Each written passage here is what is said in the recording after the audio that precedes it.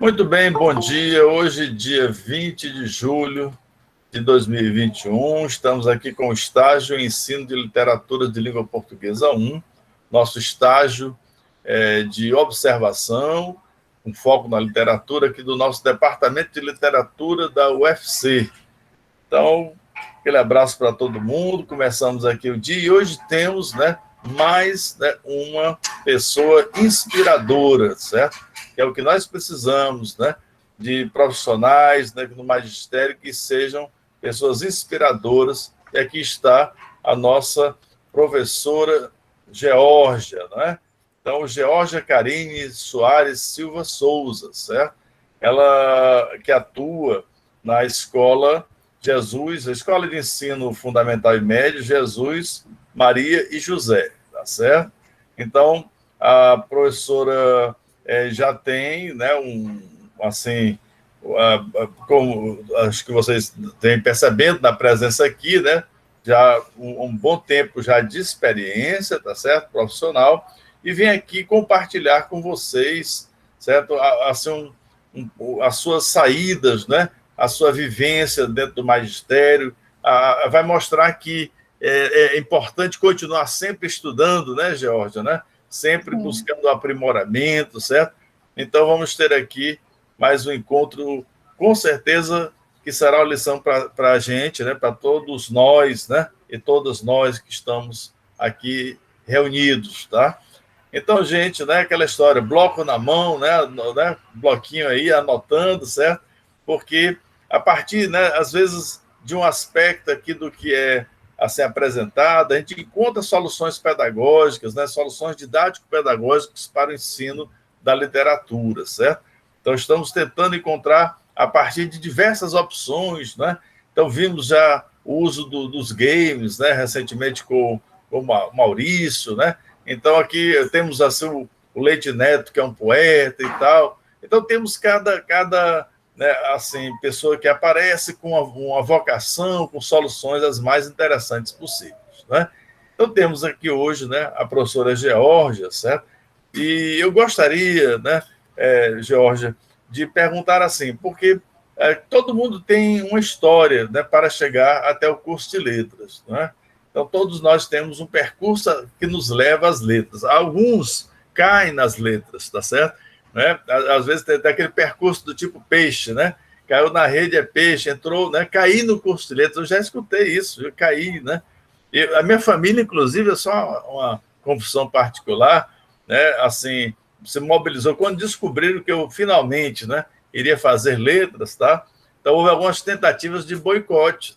Sabia disso? Absurdo. Boicote, houve, Assim, chegaram a chamar uma professora, na época eu morava no Rio, uma professora do Pedro II, onde eu tinha até estudado, bastante conceituada, para me convencer. Imagina, eu chamava, olha a maldade, A professora, digamos, formada em letras, para me convencer a desistir.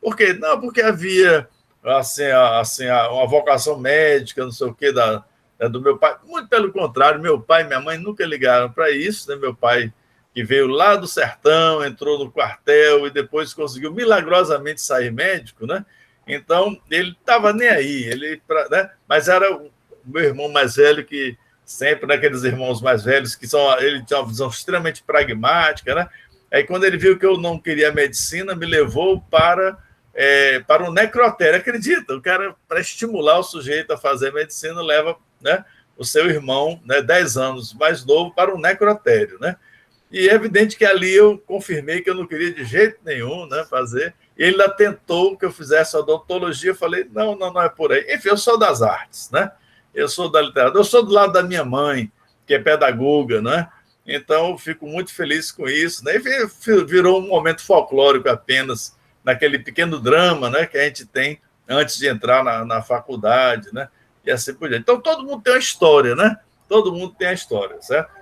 Espero que não passe por cadáveres, como a minha, por exemplo, que é um pouco tenebrosa, Mas aí hoje eu gosto muito do meu irmão, hoje ele é titular da medicina, é um dos nomes aqui de Fortaleza e tal. Infelizmente, quando eu tenho um problema de coluna, a coluna é dele, Ele que cuida, gosta sempre de osso, Muito bem. Então, Georgia, né, assim, essa ideia das letras e talvez aquele lugar, né, que é reservado para o texto literário, na sua experiência, isso aparece quando? É na infância?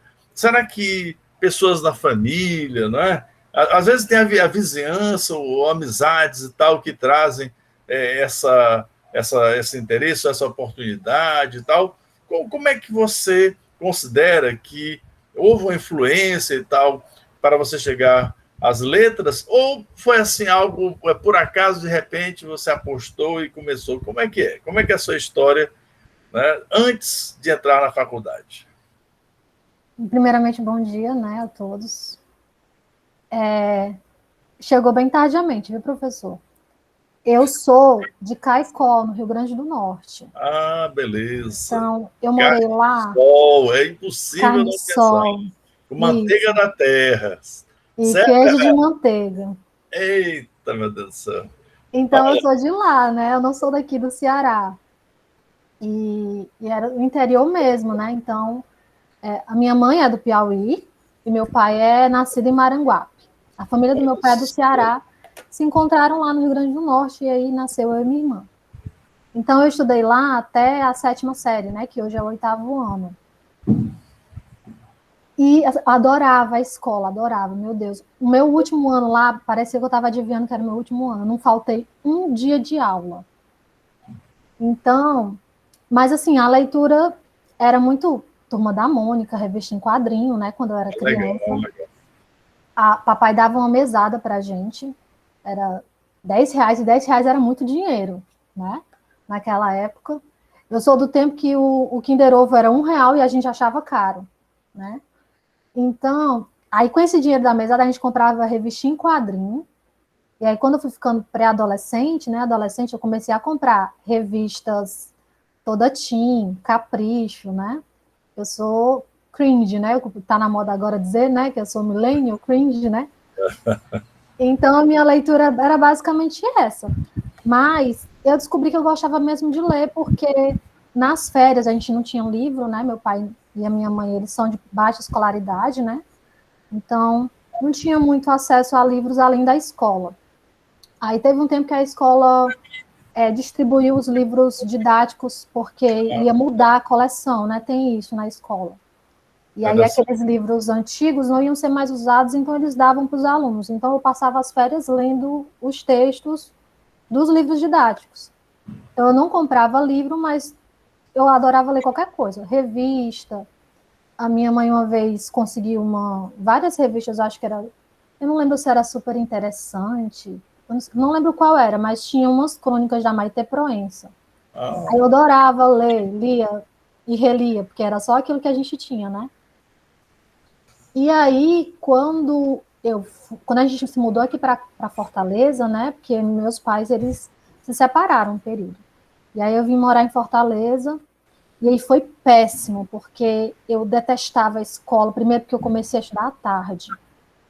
E eu sempre estudei de manhã, então eu detestava a escola. A gente chegou aqui e ainda tinha, eu acho que foi o último ano que a gente pegou o sistema de TV. Ai, meu Deus, aquilo era horrível para mim. Porque a professora estava ali só para passar atividade, a gente tinha que assistir aula na televisão, eu achava aquilo ali muito estranho.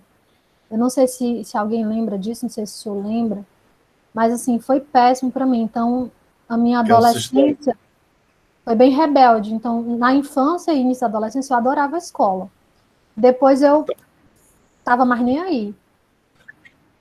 E, E e a daí, professora, nesse tempo, né? pode dizer, pessoal. E a professora, nesse tempo, às vezes a pessoa tinha assim, ela tinha uma visão não necessariamente daquela área, né? Ela tinha uma visão é, multidisciplinar, não é isso, A né? minha Ela professora tinha de isso. matemática era de história também. Não, geografia, não sei. Isso, Eram duas isso, professoras apenas, isso. para todas as matérias do 8º ano, né? Da 9ª série. Não, da 8ª série, que é o 9º ano hoje, né? Então, para mim, foi horrível, né? Outra coisa também é porque eu estudava junto com a minha irmã. A diferença de idade entre nós duas é de 11 meses. E aí, quando eu cheguei aqui, eles separaram a gente de sala. Só porque queriam separar mesmo, não tinha nenhum motivo aparente. Separaram a gente de sala. Eu não sei, foi bem traumático para mim. Eu chorava todo dia, porque eu não queria estudar em Fortaleza, eu não queria nem morar aqui, eu adorava o interior. Então, eu gostava muito de morar lá. Os meus professores de lá, a minha professora de português, ela era colega da Legião de Maria, da minha avó. Então, a gente tinha uma familiaridade, né, com aquelas pessoas. Eram vizinhos da gente. E aqui eu não conhecia ninguém. Então, foi pé. Eu sofria bullying por causa do meu sotaque, que eu já perdi, né, mas eu sofria bullying por causa do meu sotaque. Enfim, foi terrível. E aí a leitura, como eu disse para o senhor, era a revista em quadrinho, eram as revistas. Daí eu entrei na igreja, eu sou cristã protestante, né? Certo. E aí na igreja, eu comecei a ler um pouco mais, né? Eu li a Bíblia, li alguns outros livros, mas aí eu reparei que eu não gostava dos livros, eu gostava dos livros que contassem uma história, eu gostava da parte de ficção dos livros. Então esses livros que a gente chama tipo de autoajuda, mas que no cristianismo a gente não diz que é autoajuda, porque autoajuda significa que a solução está em você, e no cristianismo a gente entende que a solução é Cristo, né? É Cristo, isso. Então, eu sei, porque olha, eu já congreguei na igreja presbiteriana, eu conheço... eu sou batista. Pronto, fui Então, eu batizado. acho que parece um pouquinho. Eu fui batizado. É. E aí, eu reparei que eu gostava era das histórias, das ficções. Então, o livro, na hora que o autor, sei lá, ia exemplificar alguma coisa, ele contava uma história, era aquela parte ali. Então, eu parei de ler, porque não eram muitas as partes. Mas aí tinha umas meninas e a gente compartilhava uns livros. E eram cristãos também. Eu lembro que era a série Cris, e eram vários livros. E era um adolescente que se apaixonava, essas histórias bem simples mesmo, mas naquela época eu adorava. Então a gente compartilhava esses livros, né? Emprestávamos umas às outras. E também dessa época era muito popular no meu grupo de amigos, né, que eram da igreja, a Droga da Obediência, que é do Pedro Bandeira. Pois é, aí, paradidático bastante conhecido, né? Pois eu adorei. E eu achava estranho, pessoal, todo mundo falando da droga da obediência. Gente, vocês não são crentes, não? Como é que vocês vão falar que a obediência é uma droga? Obedecer é importante. E aí eu comecei a ler e adorei a história. Aí outro dia, aqui perto de casa, vizinho a casa da minha mãe, tem um senhor que vende fruta, né? O seu João. E aí eu cheguei lá para comprar umas frutas, aí embaixo da calculadora do seu João, um livro. Aí quando eu olhei, era o livro A Droga da Obediência, porque eu já tinha procurado tanto para comprar. O seu João, não faça isso não. O senhor me vende esse livro? Não, minha filha, pode ficar, não quero não, estava aqui perdido. Aí ele me deu o livro, estou até com ele aqui. Olha A aí. Droga da Obediência. Que beleza. Eu acho que eu vou ler com os meninos da escola, porque é tão divertido. E eu acho que é bem a cara deles. E esse foi a série inteira, né? Acho que são 6 livros. Eu só li esse. Estou em busca dos outros para poder completar minha coleção. Interessante. O papel do Pedro Bandeira e tal. No meu tempo, é no século passado, assim, profundo, né? A gente vai lá para os anos 70, né? E eu tive essa mistura, assim, era assim, tínhamos o Machado, o Quincas Borba aqui, tínhamos o Graciano Ramos, aliás, né, o Alexandre dos Heróis, que foi assim, uma paixão para mim, né? E também os paradidáticos. Eu me lembro que eu li Xisto no Espaço, por exemplo, né? E outros mais. Quer dizer, havia uma certa mistura, né? Que eu acho algo interessante, né? Eu acho que é bacana que haja um cardápio variado, né? Para essa experiência da leitura. Que coisa interessante, né? Mas vamos em frente, vamos em frente. E aí você teve esse contato com o Pedro Bandeira, né? E aí? Como é que foi? Aí acontece que, como eu disse, eu estava muito desapaixonada da escola, né? Então a minha relação na escola era só ir assistir aula, voltar para casa, fazer prova. Na escola eu fiquei sabendo, conhecendo o José de Alencar, assim, mais pelas peças de Iracema, né? Que todo ano tinha um grupo lá de teatro da escola que fazia peça de Iracema. E aí, para mim, eu não era muito ligada nisso, até porque, como eu tinha chegado há pouco tempo no Ceará, ainda não estava muito ligada na literatura cearense, né, nessa cor da cultura. Eu não queria nem me envolver, porque na minha cabeça um dia eu ia voltar, né, para o Rio Grande do Norte. Nunca voltei, né? Estou aqui até hoje. Graças a Deus, né? Porque eu aprendi a amar. Eu sou de nascença potiguar, né? Mas meu coração é cearense. Mas eu vou lhe dizer uma coisa. Isso, olha, gente, a professora Georgia é minha orientanda, viu, gente, do mestrado do Prof. Letras, né? E neste momento aqui, nem ela está sabendo, mas eu já vou aqui, com base exatamente, que eu não sabia disso, né? Na nossa reunião, eu não sabia desse vínculo potiguar, né? Mas como você está assim, estudando o Graciliano Ramos, né?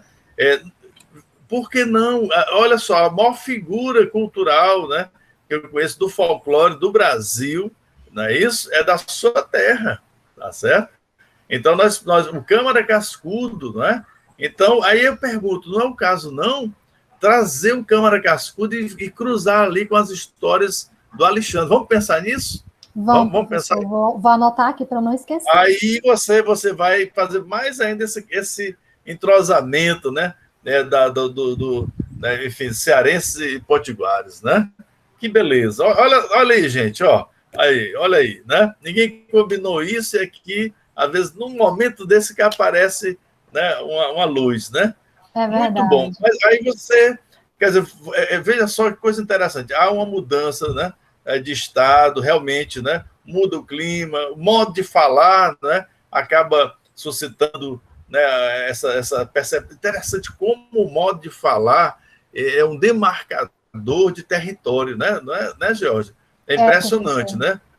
Eu sofria bullying, né? Os meus colegas, um colega específico, na verdade, né? Isso, muito na brincadeira. Hoje em dia, se eu encontrar com ele, tá tudo bem.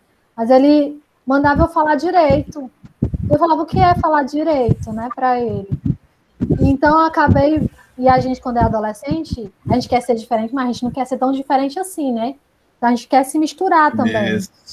E aí eu acabei perdendo, né, o meu sotaque, eu e minha irmã. É porque a gente, quando eu vim morar aqui, eu tinha 12 anos, né? Então, já tem tempo. Acho que eu tenho mais tempo morando em Fortaleza do que em Caicó. Né? Já estou denunciando aqui minha idade. Por favor, não façam as contas.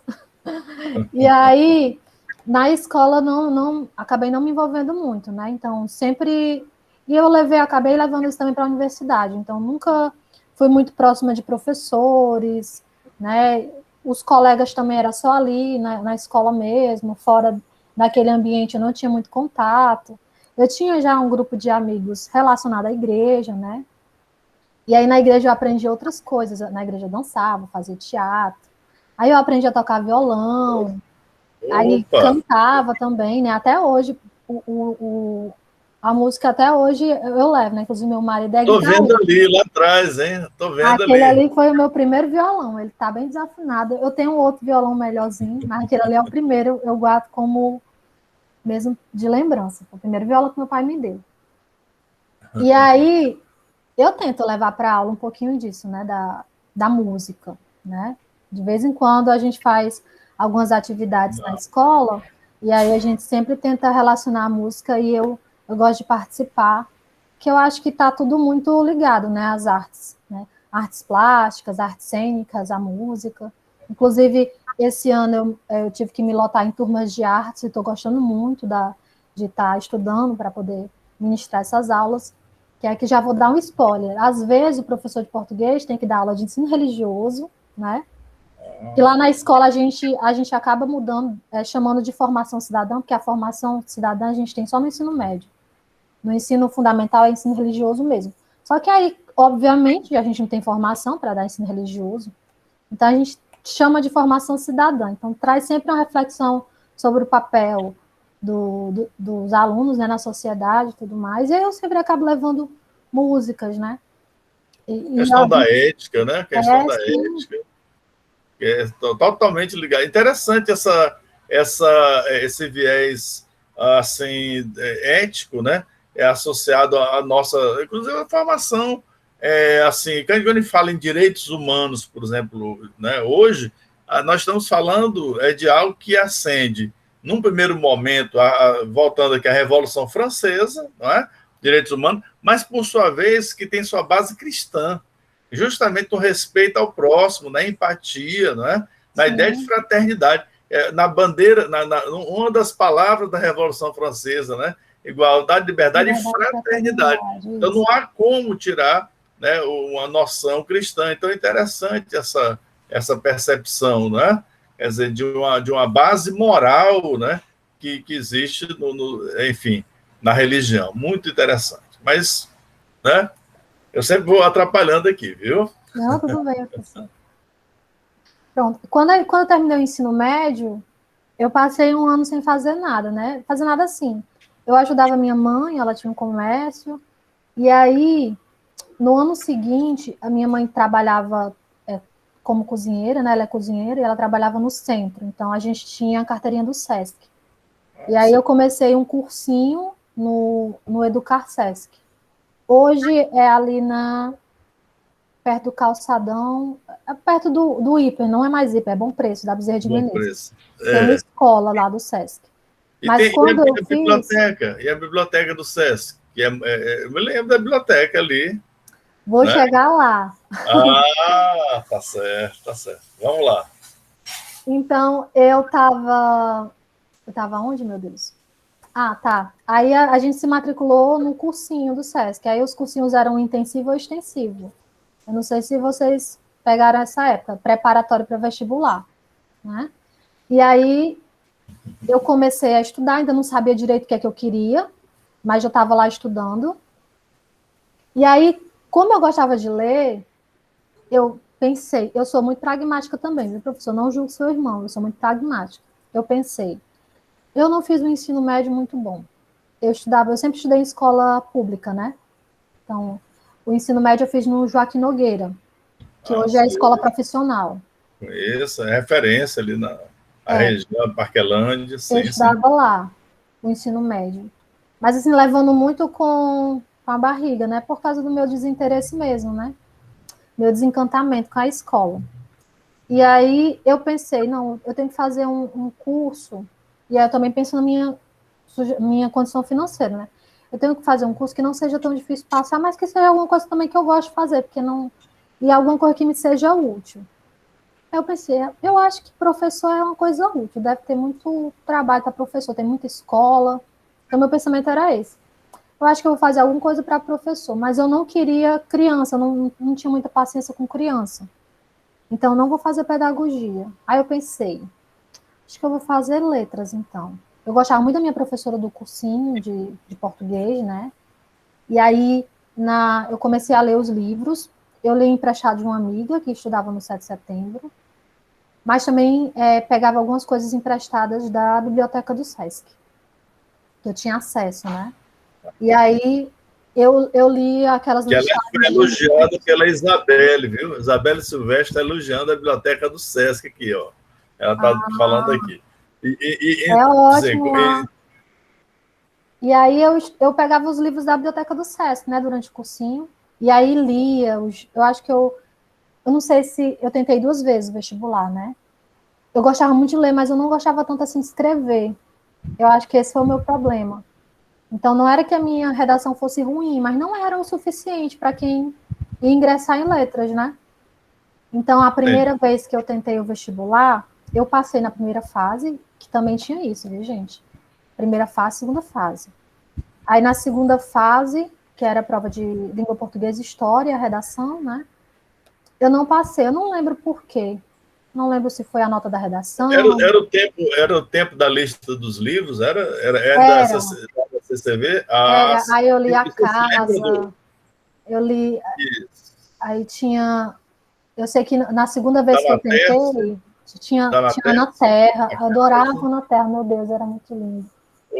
Se eu lhe disser que eu conheci, assim, a pessoa de uma doçura impressionante, uma pessoa muito querida. Rosa, eu tenho uma amiga que a gente diz que ela conhece todo mundo. Porque todo mundo que a gente fala diz, eu conheço. Ah, eu acho que o senhor é a Natália da UFC, porque a Natália, essa minha amiga, conhece todo mundo. Eu estava até falando para a Karen. Karen, o Leite Júnior é a Natália.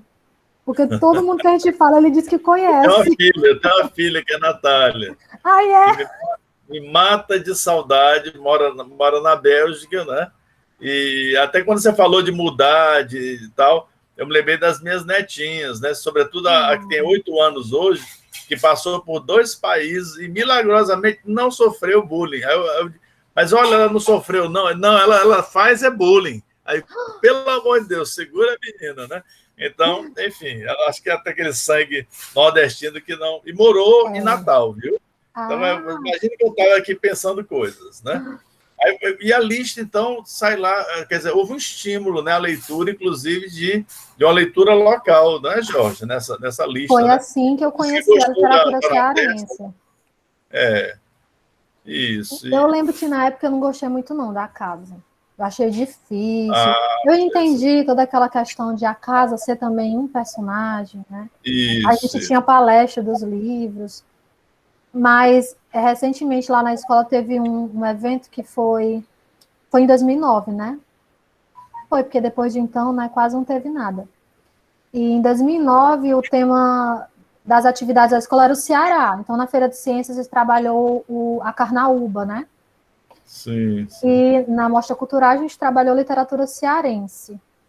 E aí teve uma sala que ficou com o livro A Casa. E foi muito legal os trabalhos que eles fizeram, né? Ornamentar a sala de aula para os ambientes da casa, teve encenação. Foi bem legal. Olha, viu, gente? Atenção, caderninho. Olha, tá vendo aí? Olha aí. Né? Isso aí se chama que a atividade é um planejamento de projeto. Então, você chega a uma atividade cultural dessa com o ápice daquela, né, taxonomia de Bloom, né? Lá no final, quando já existe uma aplicação crítica e criativa a partir do estudo da obra. Então, fica só esse parênteses aí, importante, né? E com você, continuando. Então, eu fiz esse curso de 1 ano, aí não consegui passar, e no ano seguinte eu não tinha dinheiro, meu Deus, eu comecei a procurar emprego, né? Não achei, vou ser bem sincero, não achei, não sabia fazer nada. E aí, quando foi mais ou menos assim no meio do ano, meu pai disse que ia pagar o cursinho para mim. Ele pagou, inclusive, até os 6 meses todo uma vez. Não, vou pagar, você passou da outra vez, só não passou na segunda fase, então vou pagar, porque eu sei que você está querendo estudar. Ele entendeu, né, que eu queria estudar. E aí eu fiz o intensivo, né, dessa vez. E aí estudei mesmo. Bastante redação, produção textual, muita produção textual. E li aí, de um ano para o outro, às vezes mudava um livro ou outro. Aí eu li os livros que eu não tinha lido e os que tinham entrado. Aí eu li Dias e Dias da Ana Miranda. Aí eu li Cordéis e Outros Poemas. Aí eu li 3 peças escolhidas também, que eu acho que foi um novo que entrou. Aí eu li o José de Alencar, que era o Guarani, né? Guarani, isso. Aí eu descobri que eu gosto do romance romântico. Né? Dessa coisa idealizada, né? Fantasiosa, eu gosto. É porque a vida já é muito difícil por si só. Então, na literatura, eu gosto também dessas histórias mais idealizadas, né? Desse amor, de morrer por amor. E aí eu descobri que eu gostava disso também. Muito bom. E é rica a coleção, né, Jorge? Olha só, Patativa da Saré, né? Está lá nos Cordéis e Outros, organizado pelo agora de saudosa memória, que nos deixou recentemente, né, o professor Gilmar de Carvalho, né? Quer dizer, lá está a Ana Miranda, não é não? Olha aí. Já estava lá na Tércia antes, né? E aí você já fala do nosso patrono, né? Alencar. Então, veja, né? Que riqueza, né? Mas continua com você. Acho que eu não sei se é um ponto negativo do Enem, que não, como ele é mais universal, né, digamos assim, que é para o Brasil inteiro, e não adota essas leituras mais específicas, né? Tinha gente que reclamava, lia só os resumos, eu adorava ter um motivo para ler, né? E aí eu acabei entrando em letras. Dessa vez deu certo, tirei uma boa nota na redação. Eu acho que eu tirei 76 de 80 pontos, então devo ter tido 2 erros. É. E aí... Então, 70 pontos, foi uma vírgula, certamente, né? Ou talvez duas vírgulas. Duas vírgulas, um acento. Porque isso aí, a ortografia, você não erra as letras, então, vírgula todo mundo erra. Uma intercalação acabou, né? Um sinalzinho, às vezes, que a gente coloca errado ali, né? Eu me lembro da tabela, do número, né? Era 3. GT. Exatamente. Questões de citar já eram 3 pontos, não é isso? Né? E de assim texto eram 4 pontos. Texto, 4 pontos. Olha que beleza. Então, gente, isso aí significa entrar na UFC né? Nesse momento aí, tá? O comando, gente, é da professora Maria de Jesus, tá? Da CCV nesse momento aí, só para vocês fazerem o cenário, né? E aí você ingressou na UFC. Qual foi o ano, assim, essa... Eu entrei em 2008.1. Certo, 8.1. Perfeito. Eu me achava, né? Porque eu tinha entrado na UFC. Então, para mim... Eu já andava por lá, né? Eu já andava por lá, quer dizer, por aqui, né? Você não chegou a fazer... Eu ia pegar a manga aqui no campus do PC, que é perto da minha casa. Nas mangueiras lá eu ia quando eu era adolescente. Mas lá no CH eu não conhecia, não. E na mesma época eu também passei na UES, mas aí eu me matriculei primeiro na UFC, e lá também era letras na UES que eu ia fazer. Então não estava nem tentando outra coisa, era isso mesmo que eu queria. E aí eu acho que não podia fazer 2 graduações em universidades públicas, né, ao mesmo tempo, eu acho. Não faria sentido.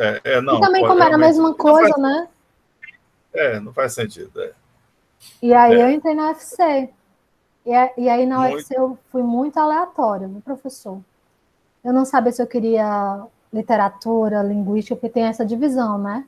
E eu entrei em letras em inglês. Eu achei, né, ingenuamente, que eu ia aprender inglês no UFC. Só que não. Ninguém me disse que você não vai aprender inglês, você tem que saber para poder dar aula de inglês. Então foi também um começo bem difícil, porque eu não sabia quase nada, né? E aí, olha aí, a Alana igual a mim, iludida, né? Achando que ia aprender, né? Isso. E a Alice, né? Sonhando. E aí eu acabei mudando, né? Eu desisti do inglês 1, língua e cultura. Desisti aí, acabei reprovando por falta, né? Senão a gente não pode trancar no primeiro semestre. E aí eu tenho essa mancha no meu histórico. Reprovei por falta. E aí depois eu fui fazer curso por fora para poder tentar... Porque a gente é obrigado a fazer 2 semestres, né? E aí fiz o inglês 1, inglês 2. No inglês 2 foi que eu conheci a Karen. Né? A Karen que estava semana passada. Isso. Exatamente. Mas a gente não se falava muito, não. A Karen eu encontrei mesmo nas escolas da vida. E aí eu troquei, e quando eu troquei fui mais feliz, né? Porque aí eu fiquei só no dilema entre linguística e literatura e nunca escolhi, professor. E não precisa. Não precisa, né? Eu descobri que eu também não precisava escolher. Um José Lemos Monteiro nunca escolheu, e é um grande linguista, um grande crítico de literatura. Isso não existe. Isso aí é...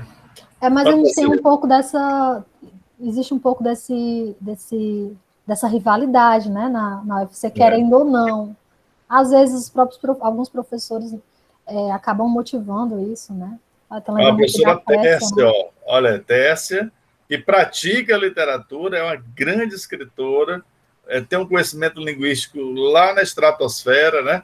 E aí vai, né? Quer dizer, tá aí, eu acho que isso aí é uma conversa, sabe? É coisa de uma visão fechada e tal. Não, as coisas se mesclam. Claro que a gente, às vezes, tem algumas especializações, né? Algumas linhas de interesse de pesquisa e tal, mas começar a fazer esses muros, né? Eles falsificam a própria ideia de universidade. Não está dizendo. Pois é. Senão eu teria entrado na departamentalidade, não universidade. Não tem nada a ver, né?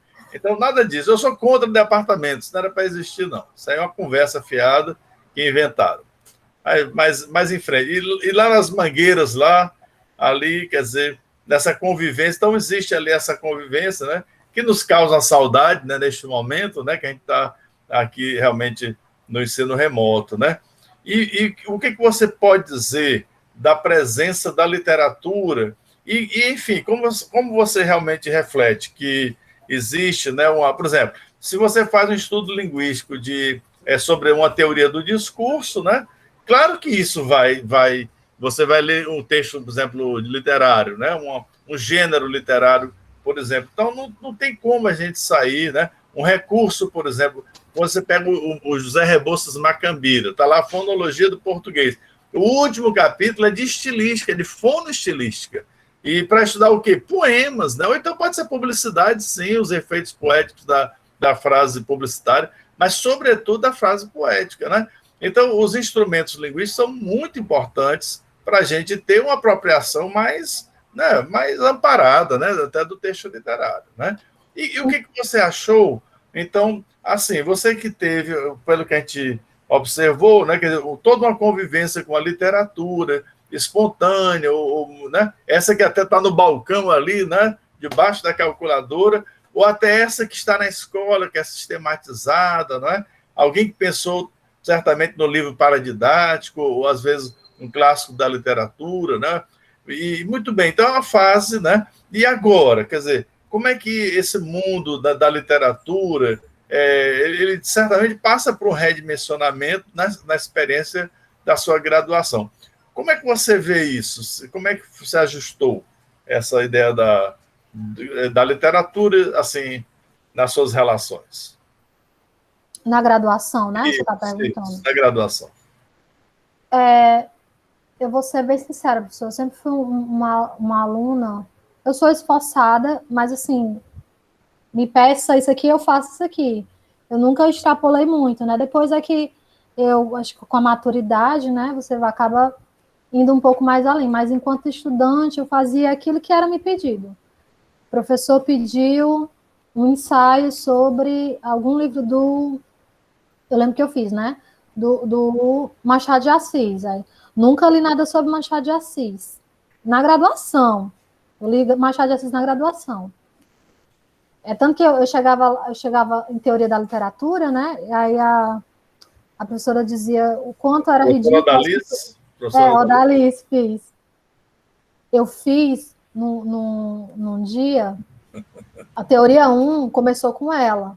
E a minha turma deu um erro no sistema. Eu sei que tinha umas 60 pessoas na turma. E a Odalice adoeceu. Eu não sei se foi por causa dessa quantidade de gente, porque eu sou da época que na UFC não tinha ar-condicionado, aquelas salas ali debaixo do bloco didático. Era no ventilador. E ela pedia para desligar, porque ela não queria competir com o barulho do ventilador. Meu Deus, eu sei que ela adoeceu, a bichinha. E aí terminei com a professora Sayuri, também, que é ótima, a professora Sayuri. Inclusive fiz literatura infantil universal com ela também.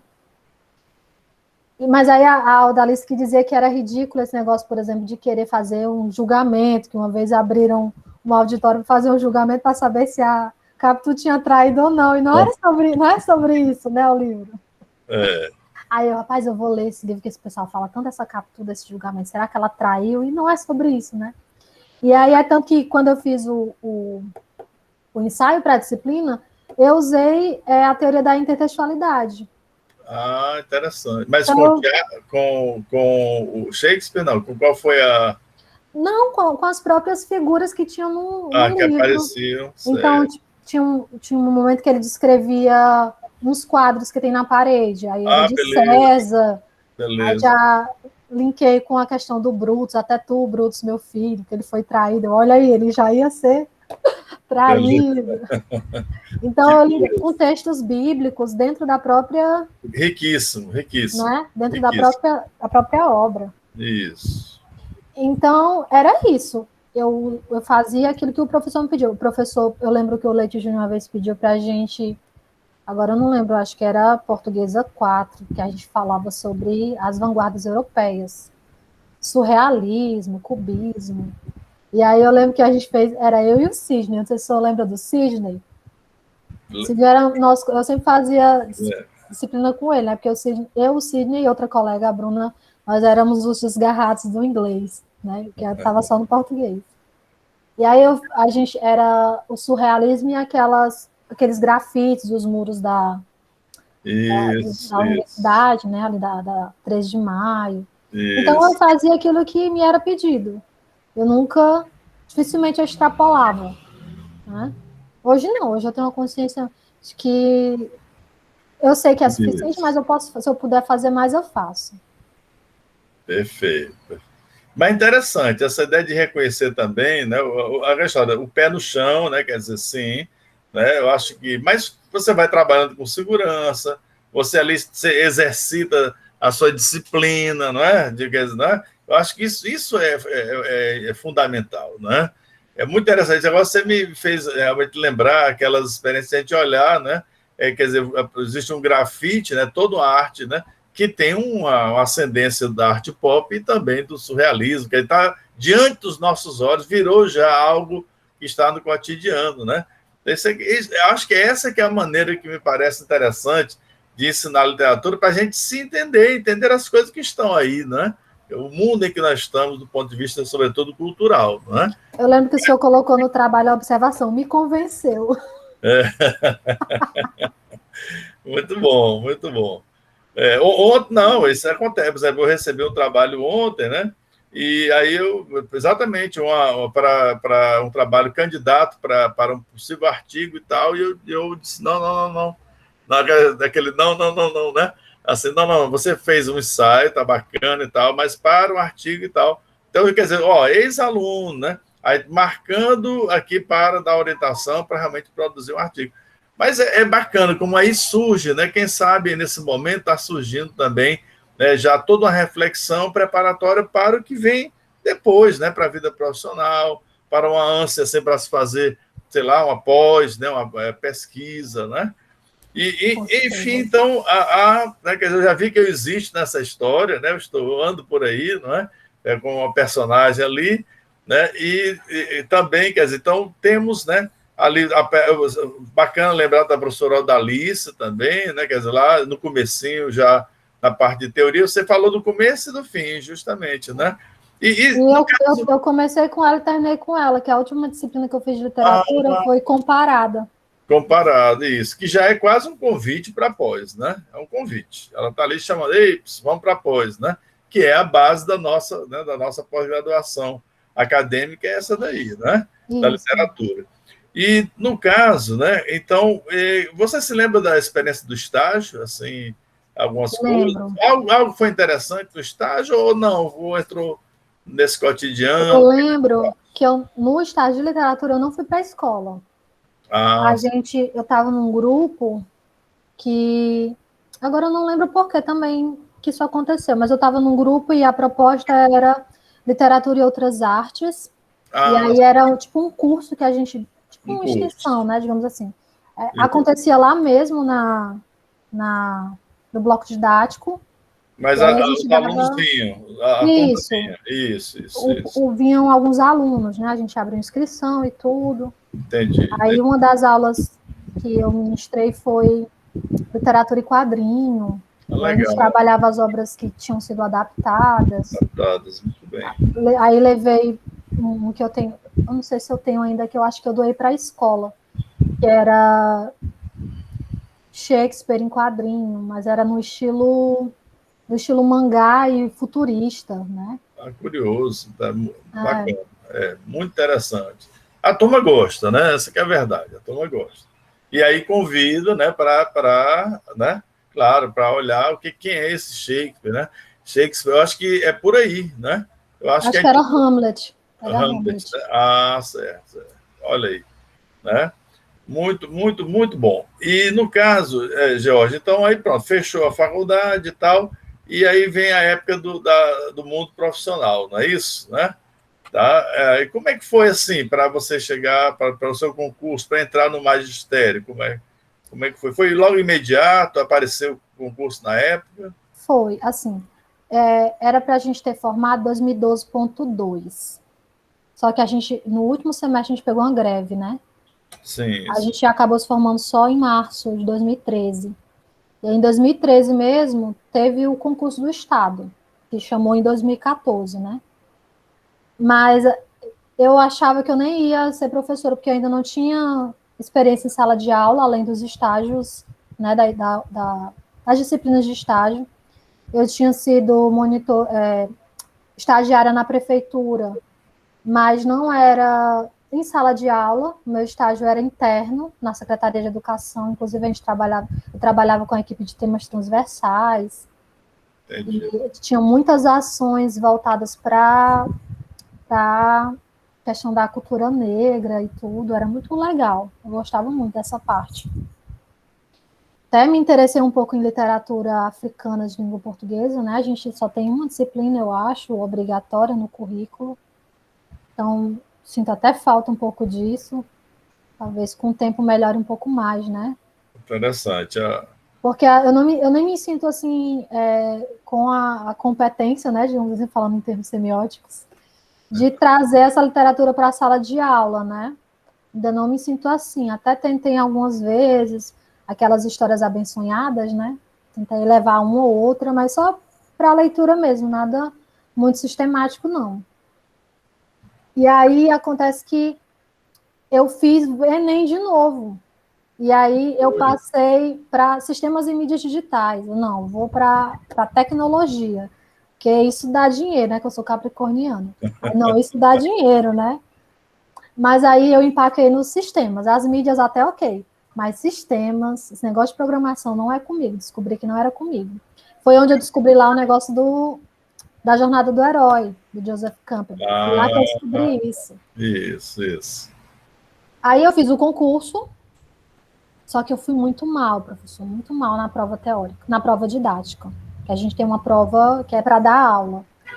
E logo que o meu tema é oração subordinada, adjetiva, restritiva, uso da vírgula.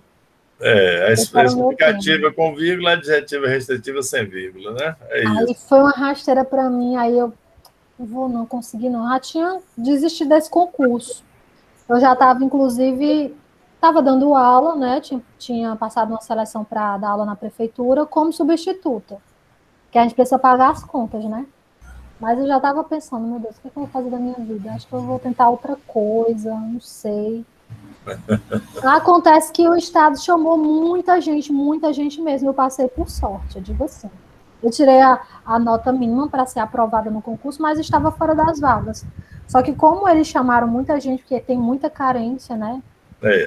E... um grande concurso, né? Também, né? Foi bastante. Eu lembro que quase todo mundo da minha turma passou. Só não passou realmente quem não fez a prova. E aí eu acabei entrando. Quando foi em outubro, eles me chamaram, né? A maioria entrou em julho, né? Foi ano de Copa, né? E aí quando foi em outubro, eu fui chamada. E aí ingressei, né? Nessa aí eu queria um ponto que é importante para se lembrar, a turma do caderninho, né? Ó, vejam vocês, ó, um concurso para o magistério, gente, tem a parte teórica e tem a parte didática, né? E a didática é isso, gente, que a gente está vendo aqui. É a ideia, digamos, de como se faz um plano de aula, como é que se administra isso, né? Então, a competência, às vezes, na própria construção técnica, né? Quer dizer, do gênero, o que é um plano, né? O que são os objetivos e tal e tal. Então, né, vejam a importância, né, gente? Vejam a importância. E no caso, né, Jorge, pronto, você está lá na escola, não é? E como é que tem sido caracterizada, assim, a presença da literatura no seu cotidiano até agora? Vamos pensar antes da entrada no Prof. Letras, né? Quer dizer, como é que foi assim? Porque você começou foi no fundamental lá, porque lá fundamental. Tem fundamental. Então lá sempre é mesclado, né? Existe atividade de produção de texto, né, de literatura e tal, né, e aspectos gramaticais e linguísticos, né? Estão todos eles, né, associados, né? Mas você, assim, em relação à literatura, como é que você vem trabalhando, né? Ainda que você diga, não, é intuitiva, é minha maneira, né, de apresentar, mas você, uma vez que você até teve a sua experiência, né, que é redimensionada na própria faculdade, como deu para perceber, né, e como é que ela vai aparecendo na sala de aula, no seu cotidiano? Bom, por exemplo, que você fazia antes, você se lembrou de trazer, ou como é que é isso? Como é que acaba chegando lá na escola, na prática? Tem um lado positivo e um lado negativo, digamos assim, no ensino fundamental, porque não é sistematizado o ensino da literatura, né? É ensino de língua portuguesa. E aí a gente acaba dividindo em leitura, gramática, né, análise linguística, e a produção textual. Nem sempre na aula de leitura você traz o texto literário.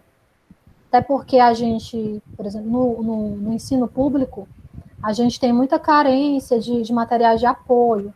Então, nem sempre você pode levar xerox. Então, às vezes, você tem que trabalhar com o texto que está no livro didático. E nem sempre o texto que está no livro didático é o literário. Então, às vezes, é uma notícia, reportagem, é qualquer coisa. E quando tem o texto literário, é sempre uma análise muito superficial, né? E não permite muita coisa.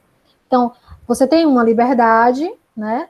Mas aí, dependendo do professor, né? E da necessidade da própria turma, você usa ou não aquilo, né? Então, eu sempre rezei a cartilha, né? Usei o livro, fiz o que estava lá no livro. Vez ou outra, eu levava uma coisa, às vezes, mais temática, né? Dependendo do período. E... O livro de literatura, assim, ele entra numa programação, algumas leituras, alguns títulos específicos, como é que... Não, assim... professor. Comigo, assim, é muito aleatório mesmo. Então, eu vi um texto aqui que eu achei interessante, vou levar para os meninos. Eu vi um texto aqui que eu sei que tem a ver com o que a gente está estudando, sei lá, o livro fala sobre o que eu gostava muito de fazer na época do Halloween, que lá na escola tem muitos esses eventos assim, né? O Halloween, tem um Halloween. Aí eu levo lá os contos do Edgar Allan Poe. Entendi. Eu levo umas histórias mais, assim, sobrenaturais, né? Isso. E eu gosto muito de levar o texto só para ler mesmo, sem cobrar nada. Vamos ler esse texto aqui. O que vocês acham? Então, Sem ter uma cobrança. a fruição... Aí, tia, para fazer o quê? Nada, é só para ler mesmo. Para ler, isso. E esse só é muita coisa, viu? Pode ter certeza. O só para ler, porque o texto literário é um objeto de conhecimento pela própria natureza, ou seja, pela sua constituição discursiva, né? Ele vai, né, ser a forma mais complexa de elaboração da linguagem, né? Não? Então, o só é muita coisa, o só é muita coisa. E no caso, né, quer dizer, assim, você costuma assim, trabalhar dinâmicas de leitura, quando você leva um texto desse, por exemplo, como é que a turma mobiliza, como é que você trabalha com a turma? É uma aula mais expositiva, ou existe aquela divisão de tarefas, e como é que você cria uma dinâmica, ou como é que é esse desenho da sua aula, por exemplo, quando aparece um texto? Como é que funciona assim na prática? Por exemplo, teve um livro que eu levei, que inclusive no ensino médio a professora dava de presente livro para quem tirasse nota boa, né? Aí eu ganhei um livro didático uma vez, porque a gente não tinha livro didático no ensino médio. E aí eu ganhei o livro de português. Aí no bimestre seguinte a minha irmã ganhou. E aí esse livro eu levei, que era do Fernando Sabino, A Nudez da Verdade. Que tem também um conto, uma crônica, eu acho. São crônicas, bem parecido com o texto, com a novelinha, né? Que é bem curtinho o texto. Esse texto, por exemplo, eu levei todo dia, eu separava, sei lá, 10 minutos para ler um capítulo. E aí, como só eu tinha um livro, eu lia. Tentava envolver os alunos naquela leitura, fazia alguns apontamentos. Eles se envolveram muito, eles gostam muito de ouvir a gente ler. Tantas vezes, quando eu peço para outro ler, você lê e fala, não, tia, lê a senhora, que a senhora lê melhor. Eu entendo mais quando a senhora lê, tem muito disso também. Mas é gaiatice, muitas vezes, também dos alunos. Mas quando tem o texto para todo mundo, aí a gente faz leitura, cada um lê uma parte, né? E é mais ou menos assim. E eu tento relacionar com outras coisas. Eu tento trazer sempre para a realidade deles, porque eu acho que eles vão aprender quando aquilo ali tiver utilidade, fizer sentido na vida deles. Perfeito. E no caso, assim, aí, enfim, você vai tendo essa experiência, né? E aparece por exemplo, a ideia do mestrado, né? Do Prof. Letras e tal. Como é que foi essa ideia do Prof. Letras para você? Vou ter que desligar aqui porque tem uma... Só um segundinho, gente. Tudo bem. Eu vou ter que baixar aqui o som. Pronto. Pronto. Né? Bom, eu sempre quis Que é o fazer mestrado, viu, gente? É pós-graduação. mestrado profissional, tá? Eu sempre quis fazer a graduação, ou a pós-graduação.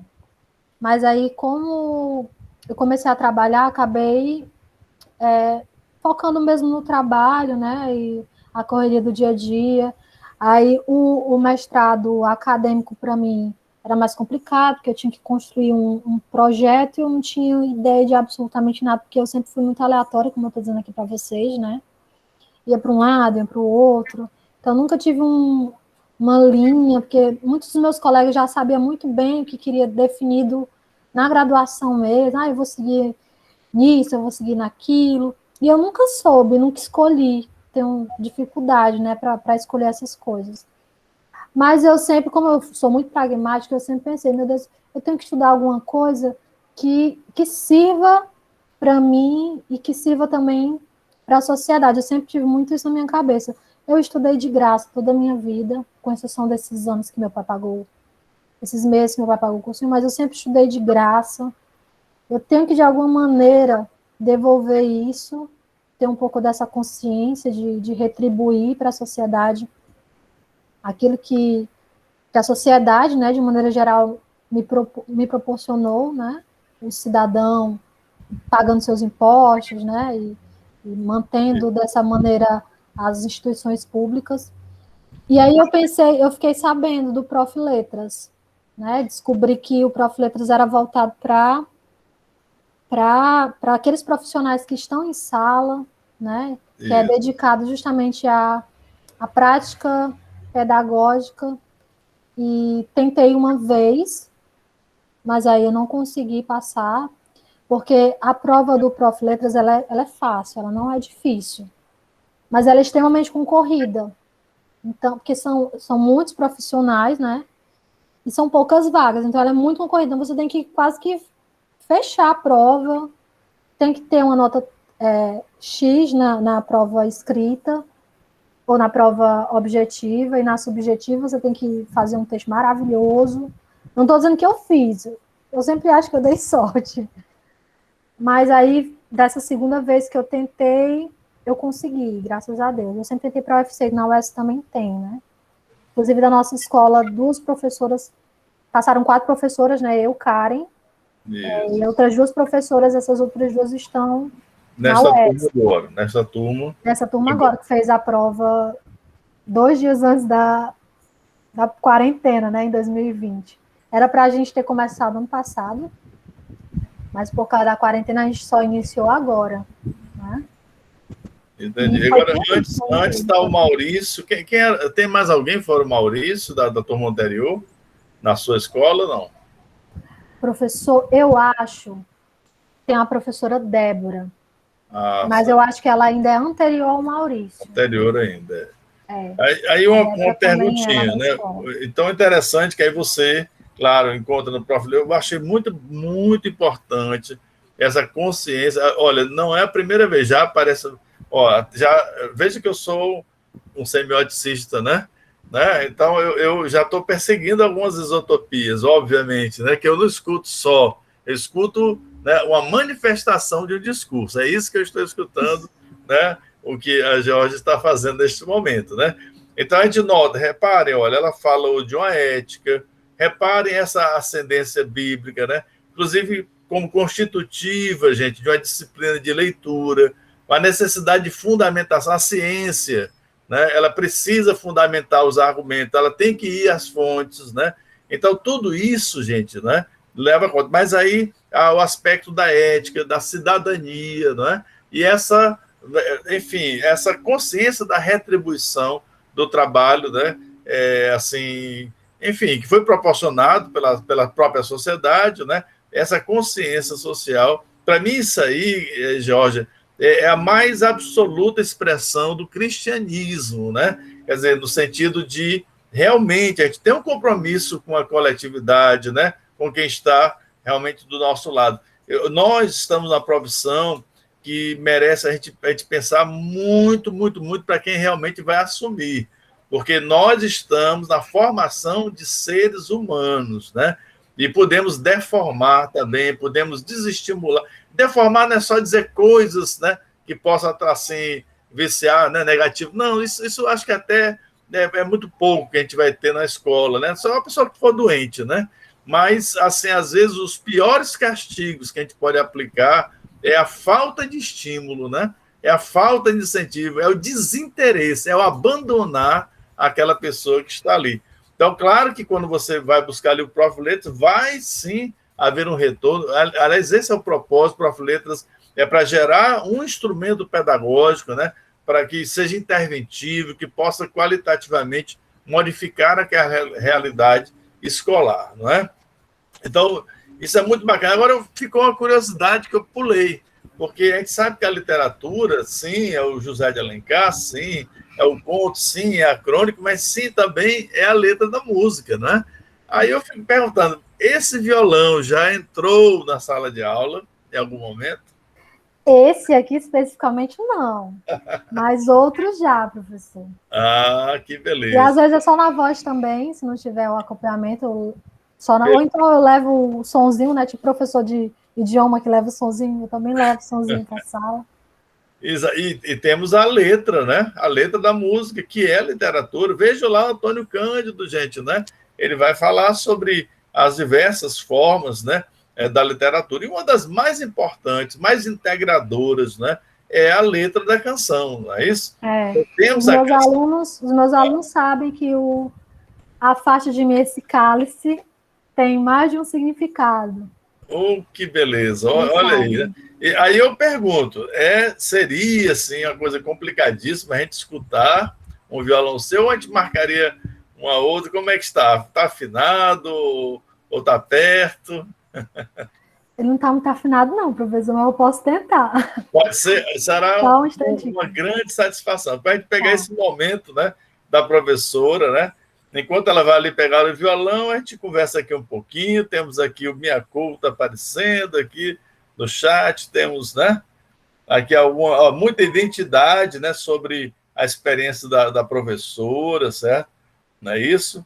Aqui, enfim, há uma participação aqui bacana, essa ideia da identidade, as dúvidas, né, gente? Às vezes, por exemplo, essa ideia de começar o curso, né, de uma forma e terminar de outra forma. Se for assim, eu vou dizer uma coisa, eu comecei na UFC e terminei na UES, né? Eu comecei com o francês, por exemplo, foi basicamente, eu fiz todo o curso de francês, mas na hora da conclusão, para tentar terminar, eu acabei fazendo na UES já literatura e português, né? Então, essas mudanças vão ocorrendo, né? Eu precisava trabalhar e tal. Quer dizer, por outro lado, o francês me ajuda muito, né, nas leituras da minha área de interesse, que era a semiótica, né? O inglês eu fiz para o próprio vestibular, né? Ele também aparece muito nos textos científicos de um modo geral, né? Então, é interessante, né? Bacana também perceber o lugar do planejamento, né, didático, né, na área dos concursos. A gente tem que considerar, na hora de construir, por exemplo, um plano de aula solicitado, por exemplo, você vai dar uma aula de concurso, essas aulas são às vezes mais reduzidas. Então, é comum você oferecer para a banca um material de uso na própria aula, aquela nota de aula, não é? E também mandar também para a banca, né, um plano da aula, sabe? Então, e lá no plano objetivo, na perspectiva do aluno e tal. Então, vocês estão aí sendo chamados a ler alguma coisa da BNCC, observar os objetivos educacionais que se manifestam lá na forma de quê? De competências e habilidades. Vocês sabem que isso vem, né, a partir de Benjamin Bloom, não é? Com a taxonomia.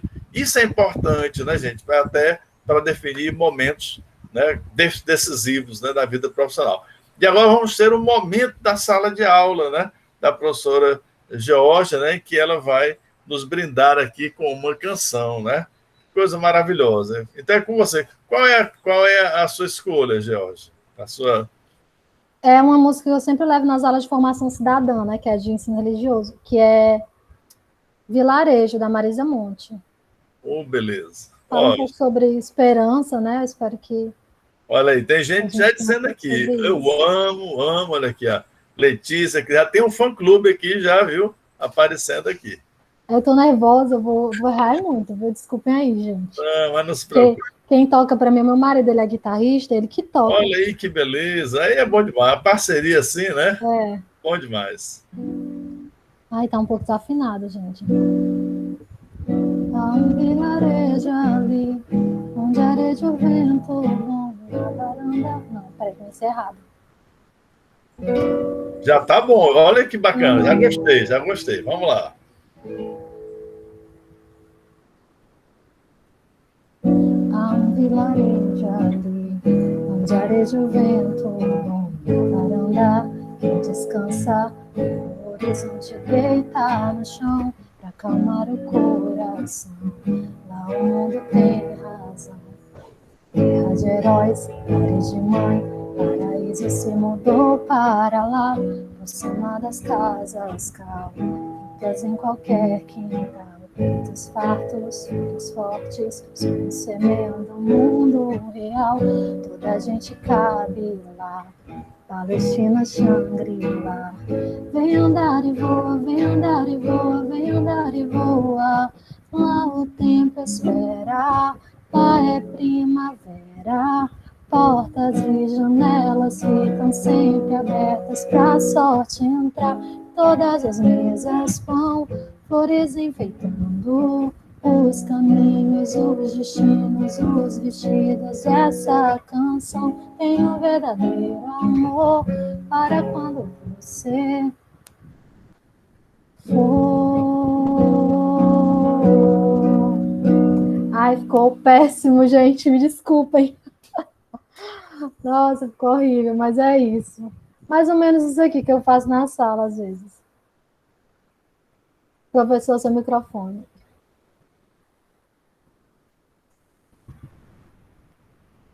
Professor, acho que seu microfone está desligado. Ai, é sempre assim. É a frase, né? A frase do momento, né? Então, e o que bacana, tá, Georgia? Bacana demais, até pela evocação de uma artista, né? Da altura da Marisa Monte, né? Que a gente vai lembrar. Até deixei já um link aqui para a turma curtir também, né? Assim, para ir lá olhar, né? Acho que apreciar essa letra, não é? Uma melodia tão assim interessante, envolvente, ela tem aquela aparente simplicidade de um pequeno lugar, né? Uma certa circularidade, né? Enfim, gente, ela convida para uma análise literária, semiótica, né? E assim por diante, né? E é isso. Você me lembrou agora demais, Georgia, um professor já de saudosa memória, não é? No meu tempo de básico, né? Da UFC, quando, assim, aliás, não era...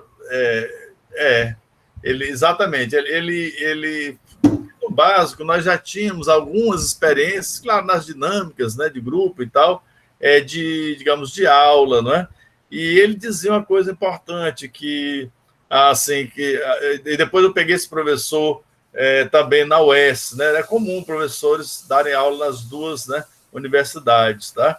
E o professor Marcondes Rosa de Souza, né, que ficou na nossa história aí, uma figura muito importante, inclusive, que participou de alguns aspectos da administração da UFC, também do Conselho de Educação, tá? Uma figura muito, muito inteligente, e ele dizia exatamente isso: olha, depois de experimentar várias dinâmicas de grupo e tal, várias formas de aula expositiva, várias técnicas, né?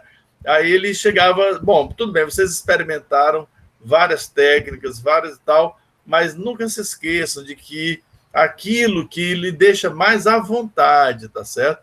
Que deixa você, né, assim, que é a sua, enfim, forma de expressão mais característica, tá? Isso certamente deve ser uma das melhores opções para a aula, não é? Então, por exemplo, você que gosta do violão, você que tem esse dom, ou tem mais essa habilidade, né? Essa competência, que a gente pode dizer assim, e quantas não existem por aqui, não é? Muitas vezes a gente tem outras formas, né? Outros interesses e tal, por exemplo, que podem, com certeza, né? vão contar efetivamente, né, para uma aula de qualidade, né, de maior qualidade, de maior envolvimento. Gente, até porque eu tenho falado muito dos aspectos cognitivos, né, mas o afetivo, né, esse domínio afetivo, gente, ele é um pré-requisito, ele é uma condição. Se não existe, né, o afetivo, o efetivo não se constrói. Então, por exemplo, ao levar, né, por exemplo, um instrumento musical e assim por diante, quer dizer, o afetivo já fica contaminado, né, no melhor sentido, né? Eu me lembro até, George, olha, eu fiz a prova para a UES, né, no meu concurso, isso eu entrei na UES como professor em 86, né? Pouco tempo logo depois de ter terminado o curso, porque houve uma oportunidade dessas, houve um concurso e eu acabei lá entrando. Mas meu ponto foi de fonética, tá? Meu ponto da prova. Olha, eu tenho uma formação musical, tá? Eu sou pintor, tudo bem, tal. Mas eu fiz uns 10 anos de piano, né? Meu pai, quando entrou, né, no exército, né, depois ele virou médico, né, como eu falei, mas ele passou por uma fase de banda de música do 23BC, certo? E, então ele tocou, inclusive, na noite do Ceará, viu? Na época da rádio, gente, na época da guerra. Gente, meu pai montou Coca-Cola em balcão e junto aqui de gente do exército norte-americano aqui, né? No tempo da Segunda Guerra. É isso. Então, daí ele é apaixonado pela música, né? Ele sempre foi muito dedicado à música, nunca deixou, até enquanto ele pôde pegar ele trompete, né? Então ele me colocou nessa história da música, aí para chegar lá no concurso, olha só. Então eu fiz letras e tal, mas na hora da minha prova de fonética, sabe o que eu levei? Gente, eu levei, né, para explicar ponto de articulação do aparelho fonador, uma flauta doce. Então, né, eu mostrava a correlação entre o instrumento e o aparelho fonador. Adivinha? Isso foi meu certificado de aprovação, porque eles me deram nota máxima na prova didática, graças a uma brincadeira, assim, né? Aquele momento em que uma coisa da sua vida, né? Do seu cotidiano, efetivamente participa, né? Né? Da sala de aula, né? Então, eles me deram esse prêmio, né? De entrar na minha estadual, né? E eu acho que sim, Georgia, né?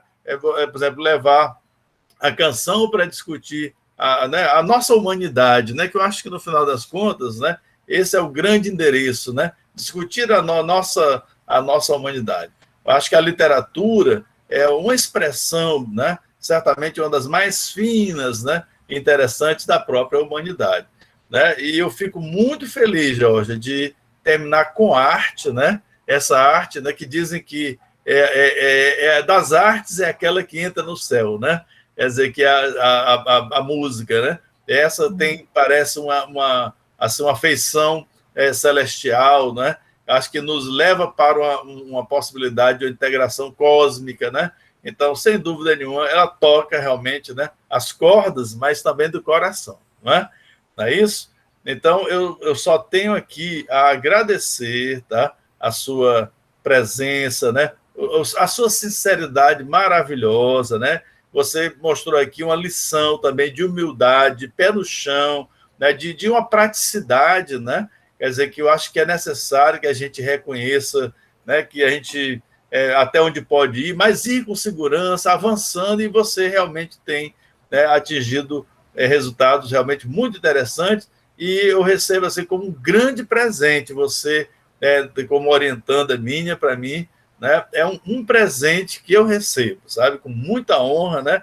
E a turma está aí, né? Eu falei e estou cumprindo com a minha promessa, trazer pessoas inspiradoras, tá? E a Geórgia, com certeza, né, vai trazer muita inspiração para vocês, tá bom? Então, meus agradecimentos, né?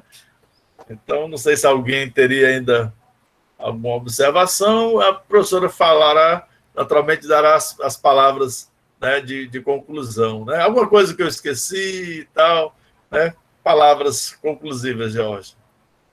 Eu queria agradecer a oportunidade, né? Acho que eu nunca cheguei a dar o meu testemunho, né? Como foi que eu disse para o meu marido que eu ia dar meu testemunho hoje. Isso, é isso.